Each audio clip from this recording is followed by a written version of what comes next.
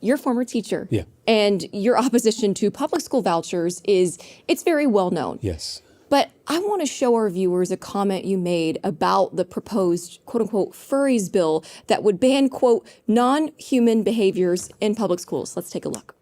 My concern is that instead of holding a hearing about student mental health, instead of holding a hearing about school closures across Texas, we are spending precious legislative time toward the end of this legislative session on a bill called the Furries Act.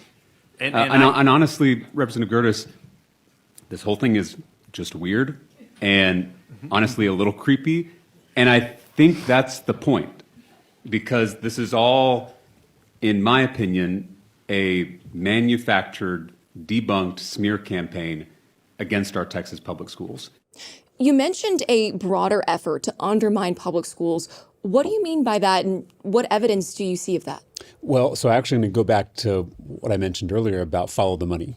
I mentioned Tim Dunn and Ferris Wilkes as the drivers behind a lot of these bills, including the voucher bill, the private school voucher scam, which would take money out of our public schools and give that money to wealthy parents who are already sending their kids to private school. I mean, it's the craziest idea I've ever heard. It's why Republicans and Democrats have opposed vouchers historically in Texas, including 2 years ago when Republicans and Democrats came together to defeat Greg Abbott's voucher scam on the floor of the House. Tim Dunn and Ferris Wilkes and their empire have been behind this bill for a long time. Those who are close to these billionaires say that their goal is to replace public education with private religious schooling for every single Texan. That's where they're trying to get to. And this voucher is just the first step in that plan.